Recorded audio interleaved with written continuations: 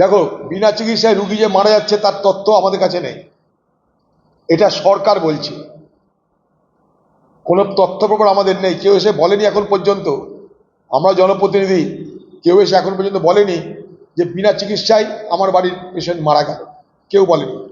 ডেঙ্গুতে কত মানুষ মৃত্যু হলে তার কোনো জবাব পাওয়া যায় না, কোভিডে কত মানুষ মৃত্যু হলে তার কোনো জবাব পাওয়া যায় না, আন্দোলনের জন্য কত মানুষের মৃত্যু হয়েছে তার জন্য পশ্চিমবঙ্গ সরকার এত সতর্ক কেন?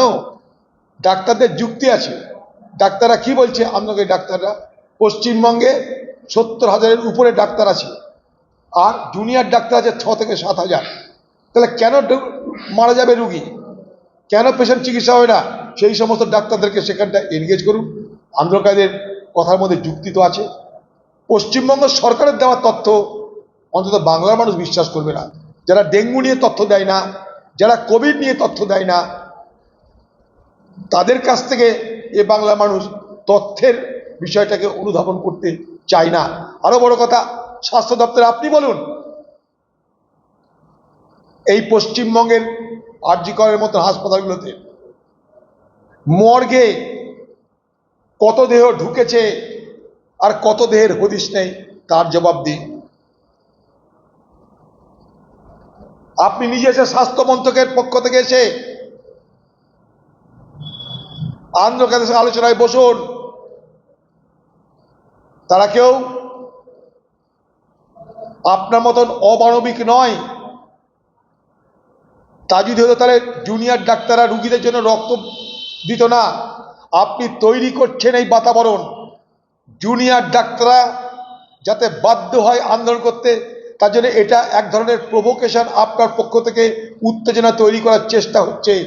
আপনি এজেন্ট প্রভোকেটার, আপনি তৈরি করছেন এই উত্তেজনা। কারণ আপনি জানেন আন্দোলন সামলাতে পারবো না, তদন্ত যদি ঠিকমতো হয় আমার 12টা বেজে যাবে। তাই গোটা বিষয়টাকে গুলিয়ে দাও, সাধারণ মানুষ ভার্সেস ডাক্তার, এরকম একটা সংঘর্ষের বাতাবরণ তৈরি করো। গ্রামের মানুষ ভার্সেস আন্দোলনকারী, এইরকম একটা বাতাবরণ তৈরি করো। অর্থাৎ আপনি প্রভোগ করছেন, আপনি বাতাবরণটাকে উত্তেজিত করছেন, আপনি বাতাবরণকে বিষাক্ত করছেন।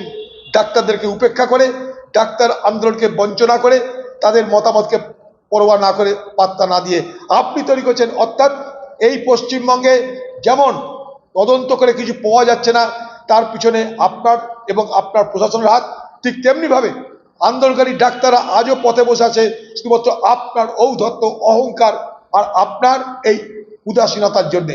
অর্থাৎ আপনি হচ্ছেন এই সমস্ত উত্তেজনা তৈরির স্রষ্টা, এজেন্ট প্রভোকেটর হচ্ছেন আপনি। আপনি তৈরি করছেন এই উত্তেজনা। আপনি চাইছেন সংঘর্ষ হোক বাংলায়, তাতে আপনার পুষাবে, তাই আপনি চাইছেন, আপনার ন্যারেটিভ তৈরি হবে। তখন আমি আগেই বলেছিলাম, আমি নবান্নতে অপেক্ষা করেছিলাম, কেউ না এলে কি করবো? সবাইকে বলছি শোনো আমার কথা, সবাইকে বলছেন আপনার কথা শোনো। যারা আপনার কাছে দাবি করছে তাদের কথা কবে শুনবেন? কে শুনবে? কখন শুনবে? নবান্ন এখন দুর্নীতির নরকে রূপান্তরিত হয়েছে।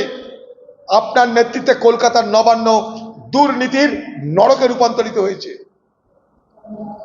উত্তরবঙ্গে যারা